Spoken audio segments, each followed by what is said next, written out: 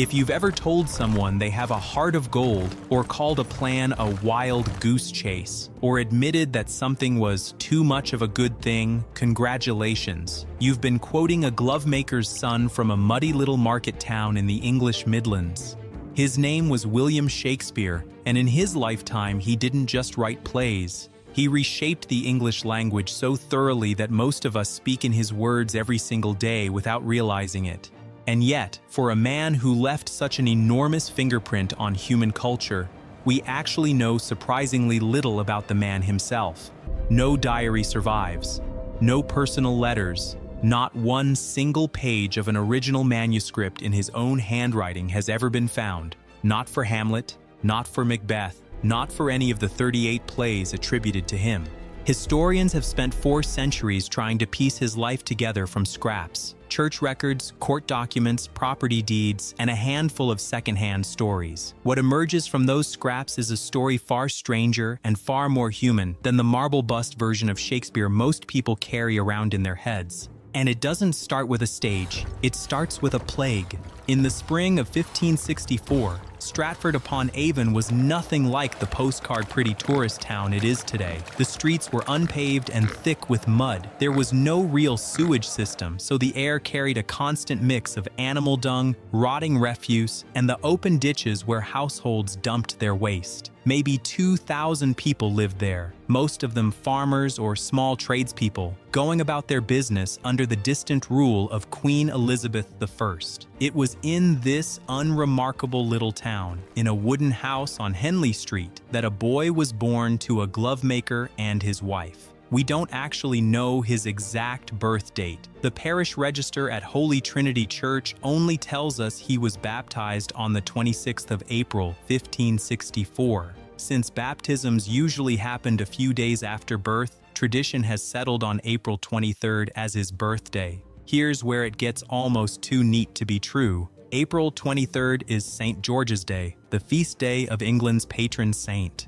And 52 years later, on that exact date, April 23rd, 1616, this same boy would die, born on a day sacred to England's patron saint, and departing the world on the anniversary of his own birth. It's the kind of symmetry that would feel forced if it showed up in one of his own plays, and yet that's simply how the dates fell. 1564 wasn't just an ordinary year to be born in, though. That same year, the bubonic plague tore through Stratford with terrifying speed. William was only a few months old when it arrived, and it didn't spare anyone based on age or status.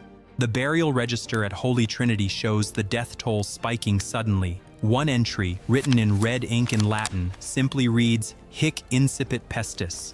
Here the plague begins.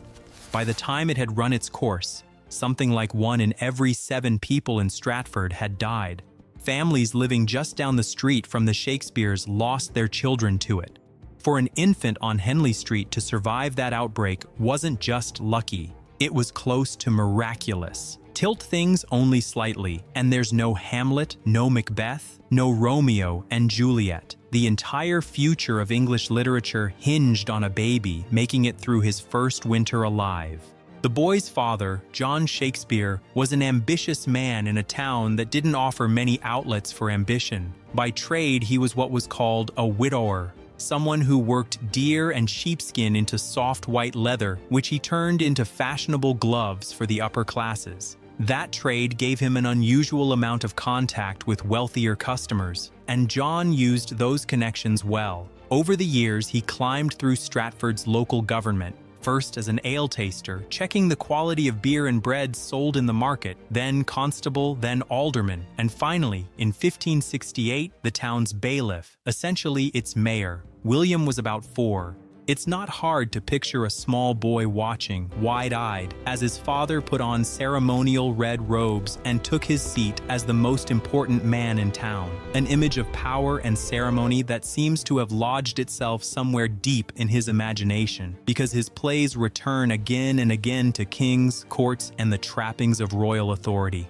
John's marriage had raised eyebrows too. His wife, Mary Arden, came from a far older and wealthier family. The Ardens traced their roots back well before the Norman conquest. For an educated young woman from that kind of family to marry a tradesman's son, however successful, was the sort of thing people noticed. Civic respectability wasn't enough for John, though. Behind the bailiff's robes, he was running a much riskier game, illegally dealing in wool without a license and lending money at interest, which the church considered usury and which was technically against the law. For a while he got away with it, but by the mid-1570s it caught up with him. His illegal wool stock was seized and he was hit with fines large enough to crush the family's finances completely. Almost overnight, the man who had once been Stratford's most powerful civic figure became a debtor hiding from his creditors. He stopped showing up to Sunday church, officially because he feared arrest over his debts, though some historians suspect a second, quieter reason, that John Shakespeare may have been secretly Catholic at a time when that was treated as borderline treason under a fiercely Protestant queen. Either way, the family's reputation and finances collapsed together.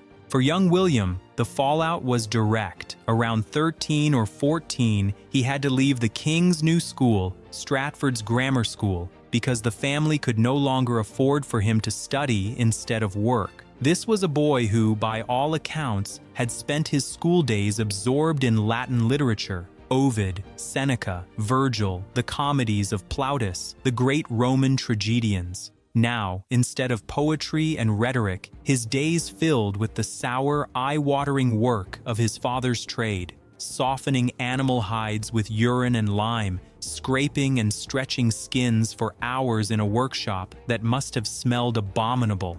From translating Ovid in the morning to scraping deer hides in the afternoon, week after week, with no end in sight. And yet that grammar school education never really left him. Decades later, echoes of Ovid's Metamorphoses would surface again and again in his plays. Transformations, mistaken identities, gods meddling in human affairs. The rhetorical tricks he learned for arguing both sides of an argument became the backbone of his characters' soliloquies. Whatever felt like drudgery to a teenager in the 1570s clearly planted something that kept growing for the rest of his life. There was one other thing that planted itself in young William's imagination during those years, and it had nothing to do with school. In the 16th century, theater traveled. Companies of actors moved from town to town in wagons, performing wherever local authorities allowed, and the first person they had to ask was usually the town bailiff. During John Shakespeare's years in that role, he personally authorized several touring companies to perform in Stratford's Guildhall, even paying some of them from the town's funds. It's entirely plausible that young William, sitting at his father's side, got some of his earliest exposure to live theater watching traveling players bring sword fights, devils, and sorcerers to life on a makeshift stage in his own hometown. Then, in the summer of 1575, something happened nearby that may have left an even bigger mark. William was 11. About 15 miles from Stratford, at Kenilworth Castle, Queen Elizabeth herself came to visit her old favorite, Robert Dudley, the Earl of Leicester. To entertain her, Dudley staged an entertainment lasting nearly 3 weeks. Fireworks, mock sea battles on the castle's lake, elaborate pageants with mythical creatures, music and spectacle on a scale the region had never seen. Historians think it's likely John Shakespeare took his son to see at least part of it. For a boy from a muddy market town, the sight of the Queen herself, surrounded by that much wealth and theatrical illusion, must have felt like stepping into another world. Years later, when Shakespeare wrote A Midsummer Night's Dream, with its enchanted woods, fairy royalty, and magical illusions, more than a few scholars have noticed how closely some of its imagery echoes what an 11-year-old might have seen at Kenilworth that summer. Childhood wonder doesn't pay the bills, though, and as William grew into his late teens, the weight of his family's situation only got heavier. Oxford or Cambridge were never possibilities. Those doors had shut along with his father's fortune. By all appearances, his future was simply going to be stay in Stratford, work the family trade, slowly pay off a debt that wasn't even his. Then, in late 1582, something happened that changed everything, though not in the way anyone would have hoped for at the time. William, 18, became involved with a woman named Anne Hathaway from the nearby village of Shottery. Anne's father had been a comfortable farmer and a longtime friend of John Shakespeare's, so the families weren't strangers. But there was something about this match that immediately raised eyebrows. Anne was 26. In Elizabethan England, the legal age of consent for marriage was 21. Most women began thinking about marriage in their mid-teens, and a woman still unmarried at 26 was edging dangerously close to being labeled a spinster, sometimes even an object of suspicion, in a culture not far removed from accusations of witchcraft against unmarried older women. William, at 18, was still legally a minor. By autumn, Anne was pregnant. In the rigidly religious, intensely judgmental world of Elizabethan Stratford, a pregnancy outside marriage wasn't just embarrassing. It was the kind of scandal that could follow a family for a generation. For the Shakespeares, already humiliated by John's financial collapse, this could have been the final blow. There was really only one option, and it had to happen fast. Normally, marrying in the Church of England required the banns, the announcement of the marriage, to be read aloud on 3 separate Sundays, giving anyone the chance to object. William and Anne didn't have that kind of time. So in late November 1582, William traveled to Worcester to apply for a special license that would let them skip ahead and marry after just one reading of the banns. To get it, they needed a bond of £40, an enormous sum worth thousands of pounds today, and money that John Shakespeare, deep in debt, simply didn't have. 2 friends of the Hathaway family, Fulk Sandals and John Richardson, put up the bond themselves. Those documents are, quite literally, the paper trail of what historians now bluntly call a shotgun wedding. The marriage took place on the 27th of November, 1582, quietly and quickly. 6 months later, in May 1583, Anne gave birth to a daughter, Susanna. 2 years after that, in 1585, she had twins, a boy named Hamlet and a girl named Judith.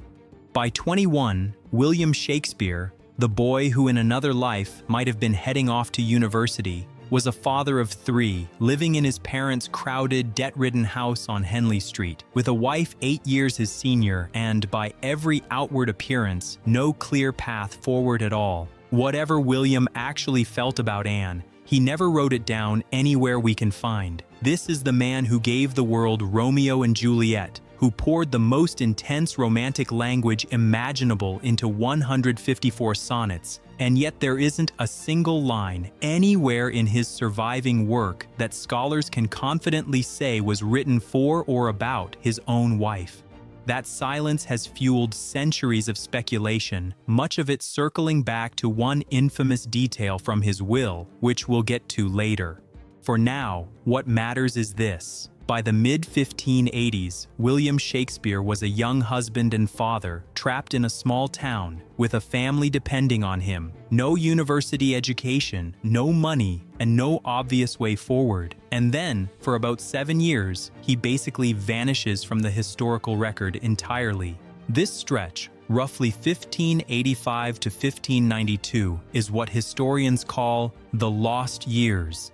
Possibly the single biggest gap in the biography of any major figure in literary history.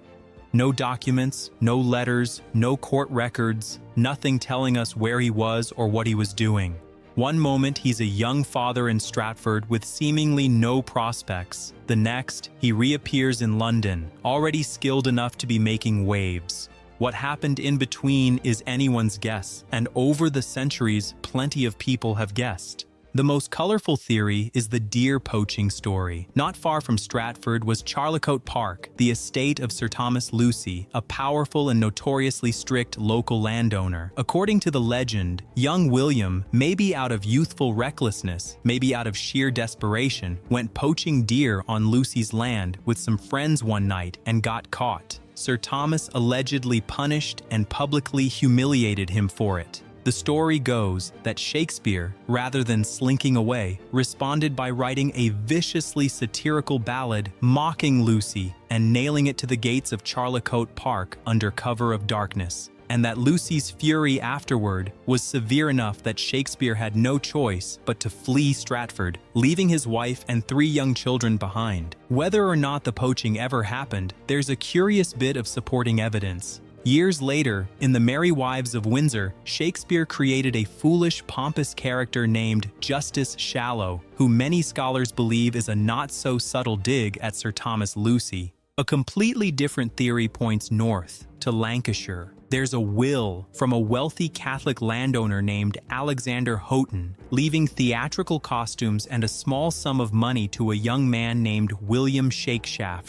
Lancashire at the time was a stronghold for England's underground Catholic network, families quietly holding on to the old faith while publicly pretending otherwise to avoid persecution. Given the suspicions that John Shakespeare himself may have been a secret Catholic, some historians think Shakespeare might actually be our William, possibly working as a tutor in Catholic households under a slightly altered name, getting his first real exposure to organized theatrical production along the way. And then there's the theory that he went to sea or joined the army, read The Tempest with its vivid, technically accurate description of a ship caught in a storm, the specific commands, the panic of the sailors, the mechanics of the rigging, or Henry V with its detailed picture of soldiers' lives on the eve of battle. And it's tempting to wonder how a glovemaker's son from inland England could write about these things with such precision purely from books. Some have speculated he spent time as a soldier in the Netherlands, where England was fighting Spain, or even that he sailed with one of the era's famous explorers.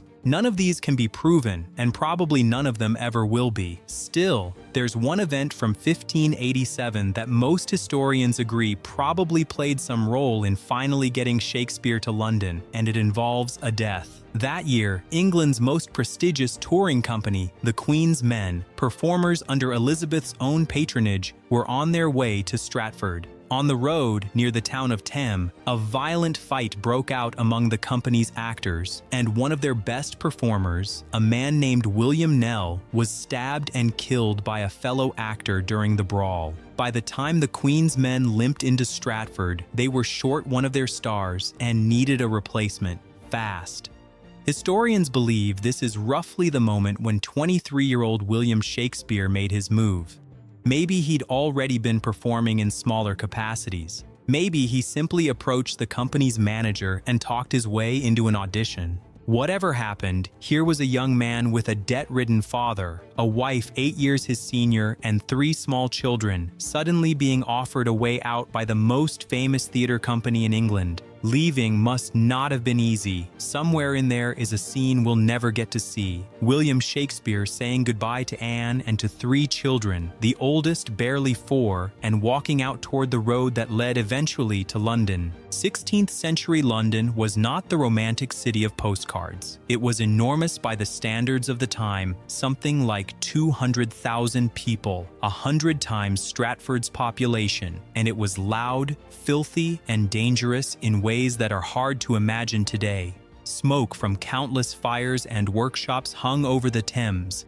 The streets were narrow and dark, with overhanging timber buildings leaning so close together that sunlight barely reached the ground in places. And right at the city's entrance, on London Bridge, the severed heads of executed criminals and traitors were displayed on spikes, a none too subtle welcome for anyone arriving for the first time. According to one persistent legend, Shakespeare's first job in London wasn't acting or writing at all, it was holding horses. Wealthy theatergoers would ride to playhouses in Shoreditch, places like the Theatre or the Curtain, and someone needed to mind their horses while they watched the show inside.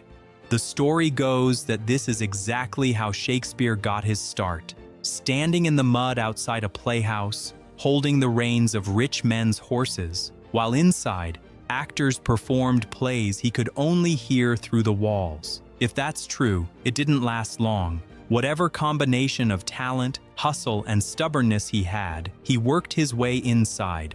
First, it seems, as a kind of backstage assistant or prompter, and soon after, taking small acting roles himself. He was never considered a great actor by the standards of the day, but standing on stage gave him something arguably more valuable: a front-row seat to audience psychology. He learned exactly what made a crowd laugh, what made them gasp, what made them lean forward in silence. Knowledge gained from the inside, not from a book, and one of his greatest weapons as a writer. The London theatre scene of the 1590s operated at a pace that's hard to comprehend today. A company needed something like 6 different plays running in rotation each week just to keep audiences coming back, which meant a constant, desperate demand for new material. Shakespeare started, as many writers did, by patching up other people's old scripts. And because he'd been an actor, he had an instinct for which lines would land and which would fall flat that purely literary writers often lacked. It didn't take long before he stopped revising other people's work and started writing his own. In the early 1590s, he produced the Henry VI plays, sprawling, blood-soaked dramas based on England's Wars of the Roses. And when they hit the stage, London's theatre scene practically exploded. Audiences had never seen anything quite like it. People started lining up specifically to see whatever this new writer had produced. That kind of overnight success doesn't go unnoticed, especially by people who think they deserve it more. The established playwrights of the day were almost all university men, graduates of Oxford or Cambridge, known as the university wits. Writers like Christopher Marlowe, Thomas Nash, and Robert Greene, steeped in classical education. The idea that some glovemaker's son from the countryside, with no university degree, was not only competing with them but outshining them in popularity was, to put it mildly, infuriating to some of them. That fury boiled over in 1592, when Robert Greene, by then dying, broke and bitter, wrote a pamphlet called Greene's Groatsworth of Wit. In it, he lashed out at Shakespeare directly, calling him an upstart crow who had dressed himself in borrowed feathers and who thought he was the only one capable of shaking the scene, a not-so-subtle pun on his name. Greene meant it as an insult, but it ended up being one of the most valuable pieces of evidence we have. For an established, university-educated playwright to feel threatened enough to attack Shakespeare by name in print tells us that, by 1592, this glovemaker's son had already become a force in London's theatre world. Just as his star was rising, though, disaster struck the entire city. Late in 1592, the plague returned to London, the same disease that had nearly killed him as an infant. Death carts rolled through the streets again, and to slow the spread, the Queen's government shut down all theaters and public gatherings indefinitely. For actors, that order was catastrophic. No performances meant no income, full stop. Companies collapsed, actors scattered back to their hometowns or simply starved. For roughly 2 years, the London stage went dark. Shakespeare, though, didn't go dark with it. Unable to write for performance, he redirected his energy entirely. Poetry, aimed not at the rowdy crowds of the playhouse but at the refined tastes of the aristocracy. To make that work, he needed a patron, and he found one in Henry Wriothesley, the Earl of Southampton, young, wealthy, handsome, and known for his interest in the arts. In 1593, Shakespeare published a long narrative poem, Venus and Adonis, based on Ovid, telling the story of the goddess of love's overwhelming, one-sided desire for a beautiful young man who wants nothing to do with her. He dedicated it to Southampton, and it became an instant sensation among London's elite, by some measures the best-selling book of the entire era. The following year, 1594, he followed up with another long poem for the same patron, The Rape of Lucrece, a far darker and more psychologically intense work depicting the brutal assault on a Roman noblewoman and her subsequent suicide. Between the two, Shakespeare cemented his reputation as one of England's finest poets, and by most accounts received substantial financial rewards from Southampton in the process. While the rest of London's theatre world struggled through the plague years, Shakespeare quietly built the financial foundation for everything that came next. By the summer of 1594, the plague had finally loosened its grip, and the theatres reopened. Shakespeare returned with something he hadn't had before: real money, real connections, and a completely new strategy. Rather than continue as a hired writer working for whoever would pay him, he joined forces with some of London's best actors to form their own company, the Lord Chamberlain's Men. This wasn't an ordinary troupe. It included Richard Burbage, widely regarded as the finest tragic actor of the age, and Will Kemp, a comedian so popular that crowds would roar with laughter the moment he stepped on stage. And at the center of it all was Shakespeare, not just as the company's primary playwright, but as a shareholder.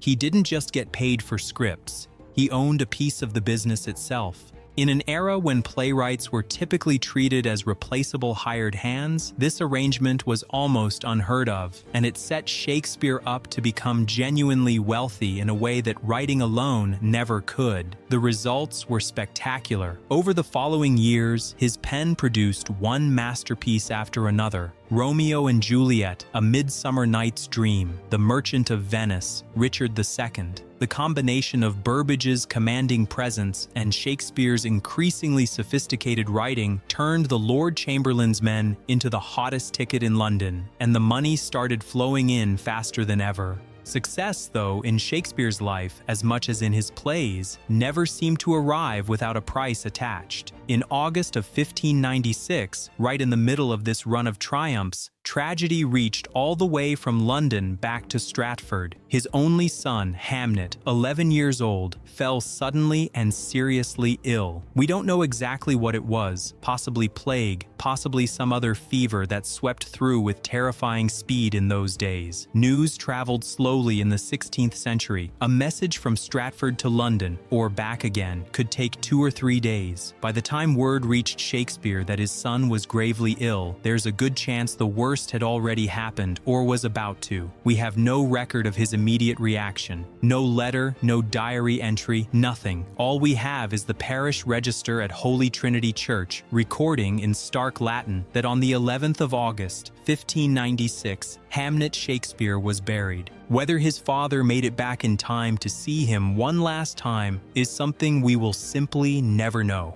For a family in Elizabethan England, the loss of an only son carried a weight that's hard to fully translate. Susanna and Judith, his daughters, were alive and well, but in a society obsessed with surnames and inheritance, a son was the one meant to carry the family name forward. That very same year, 1596, Shakespeare had also arranged for his father to be granted a coat of arms, officially elevating the family into the ranks of gentlemen. The very status John had once held as bailiff and then lost.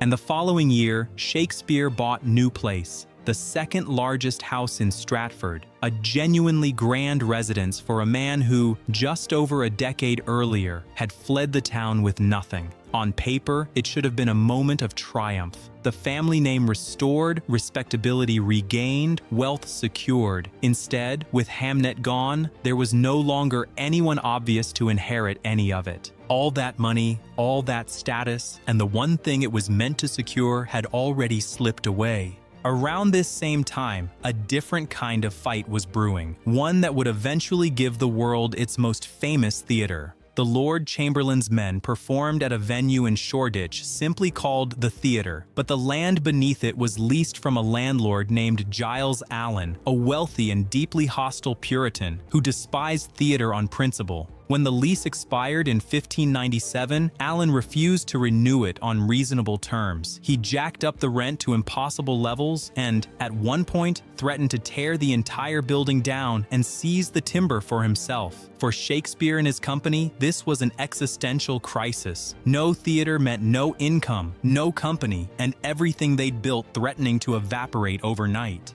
When legal options ran out, Shakespeare and his partners came up with one of the boldest plans in theater history. On the night of December 28, 1598, the dead of a freezing winter, with the Thames frozen solid enough to walk across, Giles Allen was away at his country estate for Christmas.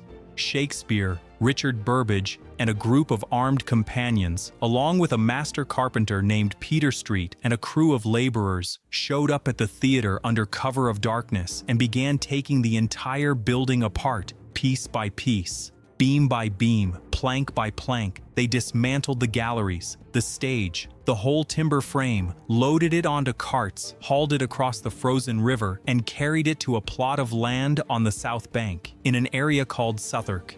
They had, quite literally, stolen an entire theatre out from under their landlord's nose, and London talked about little else for weeks. Southwark was London's entertainment district, and also its red light district and its underworld. And it was on this new plot of land, using the salvaged timbers of the old building, that Shakespeare's company built something new in 1599, the Globe. Above its main entrance stood a statue of Hercules carrying the world on his shoulders with a Latin motto underneath, Totus mundus agit histrionem, the whole world plays the actor. The Globe was, by the standards of the time, an architectural marvel, a vast, open-roofed, polygonal building with no covering over the central yard where plays were performed in broad daylight. It held something like 3,000 people, drawn from every level of society. For a single penny, you could stand in the open yard right in front of the stage, packed in among the city's laborers, butchers, cobblers, and craftsmen. The people known as groundlings, who came reeking of garlic and cheap beer, and who weren't shy about pelting actors with rotten apples and nutshells if a play didn't hold their attention. For considerably more money, you could sit in the three-tiered wooden galleries that ringed the yard, alongside merchants, dukes, earls, and court officials, with the best seats positioned right above the stage, close enough to read every flicker on an actor's face. Shakespeare's real genius showed itself right here. He wrote scripts that could make the unwashed, garlic-breathed groundlings laugh and cry at the exact same moments that made the most refined aristocrats in the gallery lean forward in thought. Murder, crude jokes, political intrigue, and the deepest questions about human existence, all woven into the same 2 hours, in a way no other playwright of the era managed. It was on this stage, around 1600, that Shakespeare's grief finally found its full expression. Here's a detail that tends to stop people in their tracks once they learn it. In Elizabethan parish records, the names Hamlet and Hamnet were essentially interchangeable, treated as variant spellings of the same name. 4 years after burying his own son, Shakespeare gave that same name to the most psychologically complex character he would ever write, and in a strange, almost mirror image twist, reversed the real situation entirely. Instead of a father grieving a dead son, the play gives us a son obsessed with and slowly destroyed by grief for a dead father. Hamlet isn't really a revenge story, even though it's built on the bones of one. It's a portrait of a mind turning in on itself, asking unanswerable questions about death, meaning, and whether any of it is worth continuing. The most famous line in the play, "To be or not to be, that is the question," isn't just a prince's dilemma about whether to act. In the mouth of a writer who had just lost his only son, it reads less like fiction and more like a man asking himself, in the most honest way he could manage, whether the success, the money, and the status were actually worth anything at all. Later in the play, Hamlet holds the skull of Yorick, a court jester he knew as a child, and reflects on how quickly life turns to nothing but bone and memory. And audiences at the Globe, watching that scene, had no idea they were watching a grieving father stare into the face of mortality itself. Hamlet didn't just impress audiences, it stunned them. Nothing on the London stage before it had been this introspective, this psychologically dense, this willing to sit with despair instead of resolving it neatly. The play took Shakespeare from London's most successful playwright to something closer to a literary deity, and it did so by turning his own private devastation into something the whole world could recognize in itself. By the early 1600s, Shakespeare was at the peak of his powers, but the world around him was changing fast. Queen Elizabeth, who had ruled England for 45 years, was now in her late 60s, with no children and no named successor. As her health declined, a strange tension settled over London. Everyone knew a change was coming, but nobody knew what it would look like, or whether it would bring chaos with it. In March of 1603, Elizabeth died at Richmond Palace, ending the Tudor dynasty after over a century.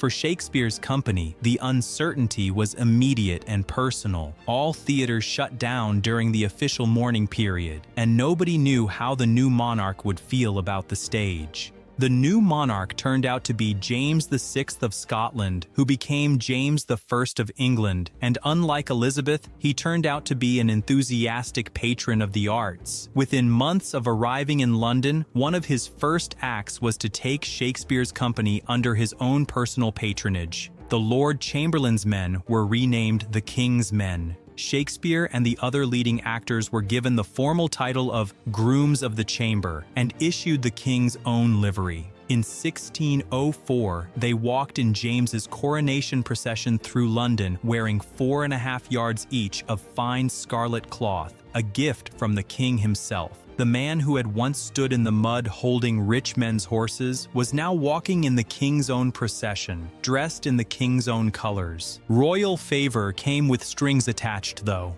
Under Elizabeth, Shakespeare had written largely for a paying public. Now his most important audience was a single man, and that man had some very particular obsessions. James was famously paranoid, convinced that plots against his life lurked everywhere. He was also fixated on witchcraft. He'd written an entire book on the subject, Demonology, and during his time in Scotland, he'd personally overseen the torture and execution of numerous women accused of being witches.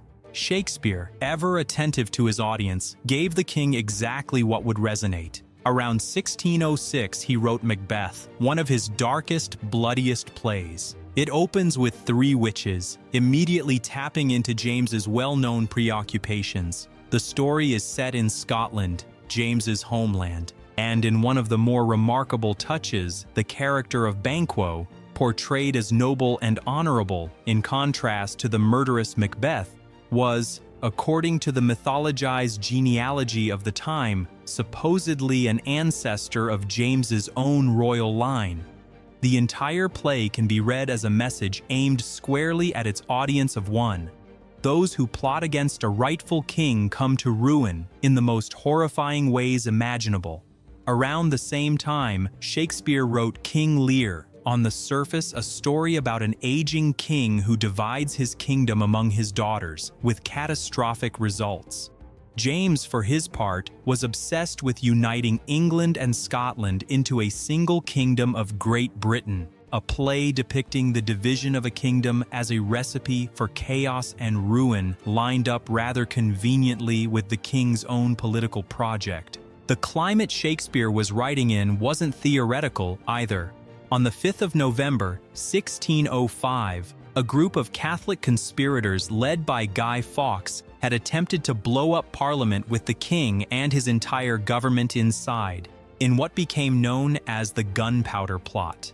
The plot was discovered at the last moment, and the conspirators were executed with brutal public displays meant to discourage anyone from trying something similar.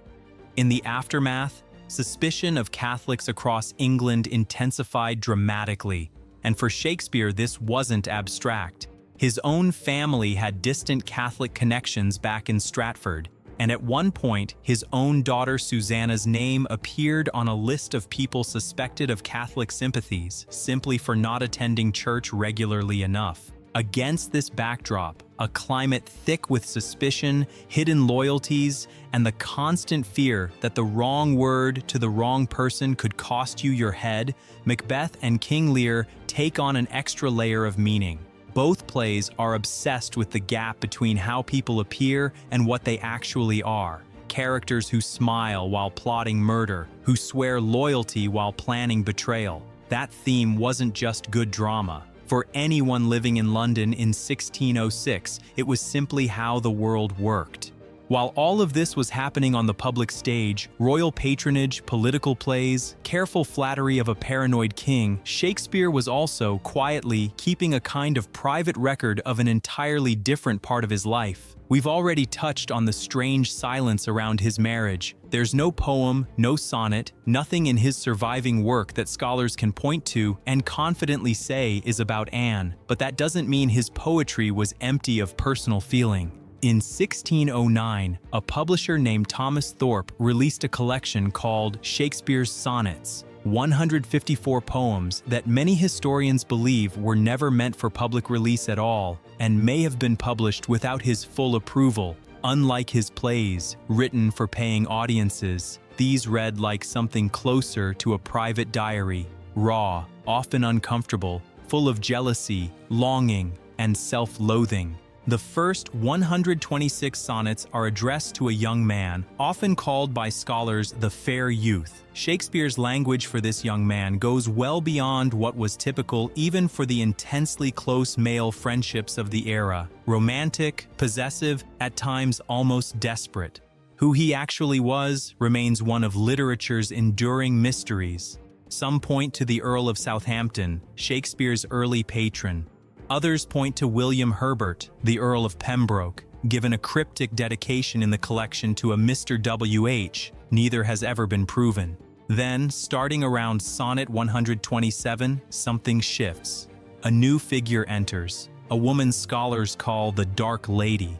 In an era when the ideal of feminine beauty was pale skin, blue eyes, and golden hair, modeled, not coincidentally, on Queen Elizabeth herself, Shakespeare describes a woman with black hair, dark eyes, and a complexion nothing like the fashionable standard. In one of his most famous sonnets, he openly admits her eyes aren't like the sun, that coral is redder than her lips, and that he loves her anyway, helplessly. This wasn't gentle, idealized love. The sonnets describe a relationship that's tormented, obsessive, almost self-destructive. Shakespeare knew this woman wasn't faithful to him.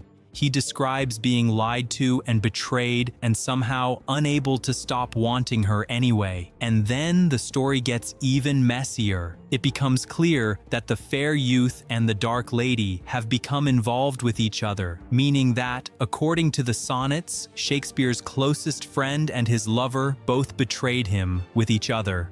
Who the Dark Lady actually was is again an unsolved mystery. Some historians point to Emilia Bassano, a woman of Italian descent connected to the royal court, whose complexion would have stood out against the fashionable ideal of the time. Others suggest she may have been a London brothel keeper known by the nickname Black Luce, whose establishment theater people were known to frequent. Whoever she was, her shadow seems to fall across some of Shakespeare's most magnetic and dangerous female characters in the years that followed. It's hard not to wonder whether something of her made its way into Cleopatra or Lady Macbeth. By his late 40s, Shakespeare had spent more than 2 decades at the absolute center of London's theater world, writing, acting, managing a company, navigating royal politics, and quietly carrying everything we've just talked about. Then, in the summer of 1613, fate delivered one final dramatic exit for the building that had defined his career. During a performance of Henry VIII at the Globe, a special effect went wrong. The play called for a cannon to be fired to mark the king's entrance, and a stray spark from that cannon landed on the Globe's thatched roof. In the dry summer heat, the thatch caught fire almost instantly. Within roughly 2 hours, the entire building, the same theater whose timbers had once been smuggled across a frozen river, the stage where Hamlet had first spoken its famous lines, burned completely to the ground. Remarkably, nobody died. The only reported injury was a man whose breeches caught fire and were apparently put out with a bottle of ale. For Shakespeare, though, the symbolism must have been hard to ignore. The building that represented the high point of his career was gone in an afternoon. He never wrote another play alone again. Not long after, he left London for good and returned to Stratford, to the grand house at New Place that he'd bought all those years earlier, the house his only son would never live to inherit. Back in Stratford, Shakespeare was no longer the desperate young man who had once fled the town under a cloud. He was its most famous resident, a wealthy gentleman and a generous local benefactor. His elder daughter Susanna had married a respected local physician, Dr. John Hall, and was living a comfortable, settled life. But his final years weren't entirely quiet. In early 1616, his younger daughter Judith, Hamlet's twin sister, now 31, married a local vintner named Thomas Quiney. Shakespeare apparently wasn't fond of him from the start, and his instincts were quickly vindicated. Within about a month of the wedding, a scandal broke. A woman named Margaret Wheeler had died giving birth to a child that was, by all accounts, Thomas Quine's, conceived before his marriage to Judith. The scandal would have been a serious embarrassment for the family, and it appears to have prompted Shakespeare, by then seriously ill, to make significant last-minute changes to his will.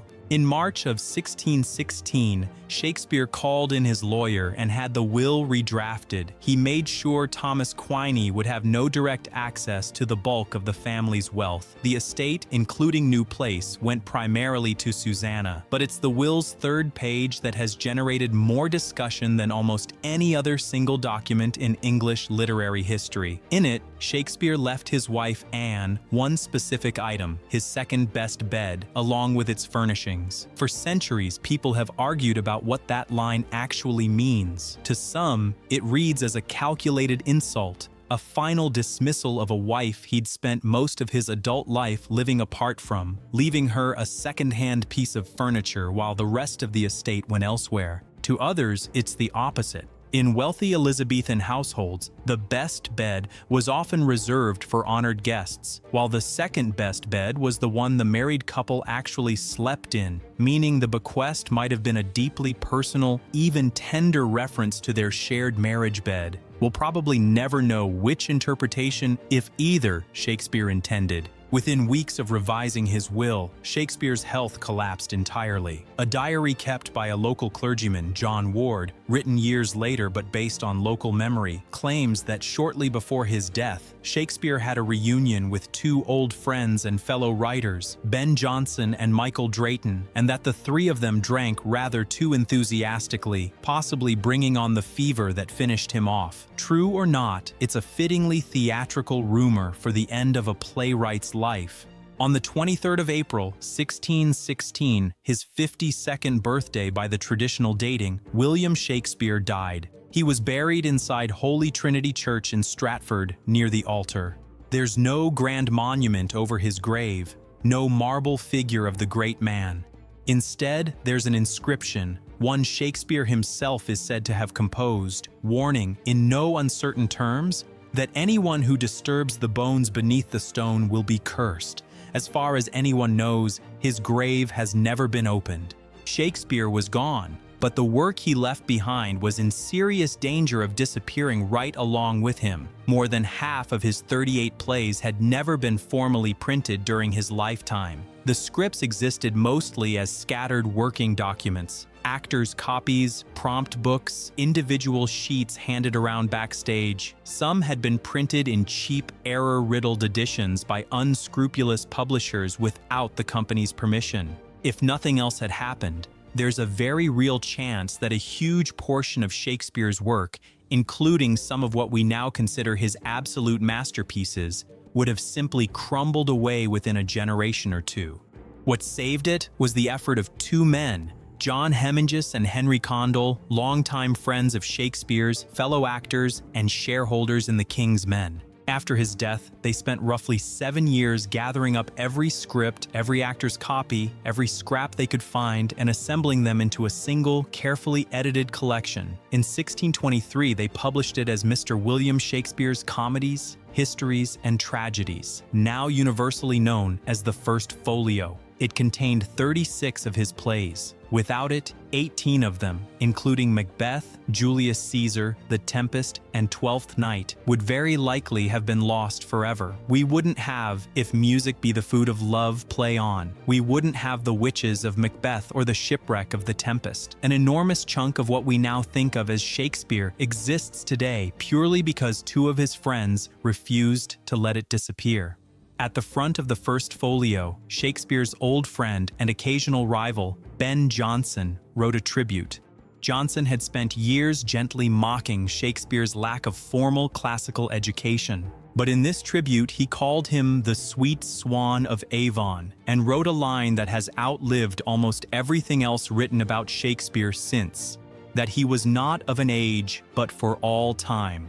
For roughly 2.5 centuries after his death, Nobody seriously questioned that William Shakespeare of Stratford had written the plays attributed to him. But in the mid-1800s, a new kind of doubt started to spread, one that's still very much alive today and has become known as the Shakespeare authorship question. The doubter's case usually starts with the gaps we've already talked about: no surviving letters, no diary, not a single page of an original manuscript in his handwriting. Then there's the will, a document that lists property, money, even furniture down to a specific bed, but doesn't mention a single book, manuscript, or personal library. For a man credited with adding something like 1,700 new words to the English language, that absence struck skeptics as bizarre. Add to that the fact that Shakespeare's parents, and even his own daughters, appear to have been unable to write, not even able to sign their own names, and it's not hard to see why some people found the traditional story hard to swallow.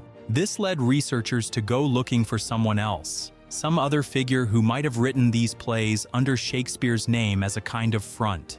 The first major candidate was Sir Francis Bacon, one of the era's leading philosophers, scientists, and eventually England's Lord Chancellor. Supporters of the Baconian theory argued that someone of Bacon's education and standing was far more likely to have produced work of this philosophical depth, and some even claimed to find hidden codes embedded in the plays that, once decoded, supposedly proved Bacon's authorship. Since it would have been beneath a man of Bacon's rank to write for the public stage, the theory goes he used an actor named Shakespeare as a convenient pen name. An even more dramatic theory centers on Christopher Marlowe, Shakespeare's brilliant contemporary, reportedly stabbed to death in a tavern brawl in 1593. According to the Marlovian theory, Marlowe didn't actually die that night. Facing serious charges of treason and atheism that likely would have led to his execution, the theory holds that he staged his own death with the help of well-connected allies, fled to the continent, and continued writing plays in secret, smuggled back to London, and performed under Shakespeare's name. The most popular alternative theory today, though, centers on Edward de Vere, the 17th Earl of Oxford, the so-called Oxfordian theory. De Vere was a high-ranking nobleman, educated at both Cambridge and Oxford, who traveled extensively through Europe, including Italy, visiting cities like Venice, Padua, and Verona, the very settings of plays like Romeo and Juliet and The Merchant of Venice. Oxfordians point out that Shakespeare himself almost certainly never traveled outside England, and ask how he could have described Italian streets, laws, and customs in such detail. They also note striking parallels between episodes in de Vere's own life and the plot of Hamlet. Since publishing plays for the public stage was considered beneath a man of his rank, the theory goes, de Vere used William Shakespeare as a cover.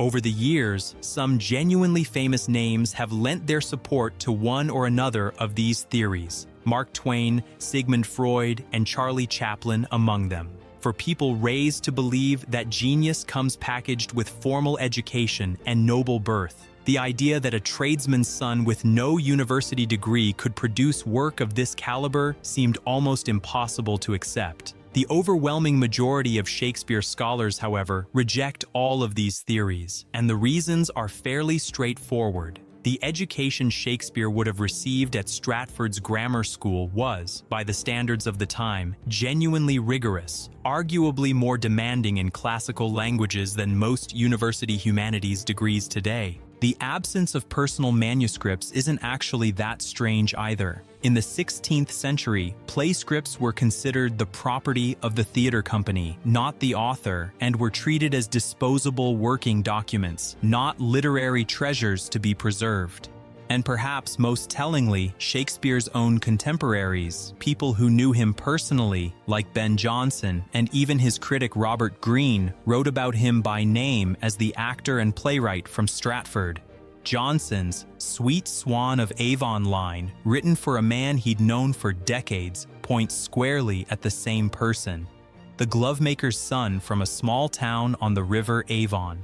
Whatever you make of the authorship debate, it's never managed to dim Shakespeare's actual impact, because that impact isn't really about who held the pen, it's about what ended up on the page. By some counts, Shakespeare introduced something like 1,700 new words and phrases into English. Expressions like break the ice, heart of gold, love is blind, and wild goose chase, all of which first appeared in his plays and are now so deeply embedded in everyday speech that almost nobody realizes where they came from.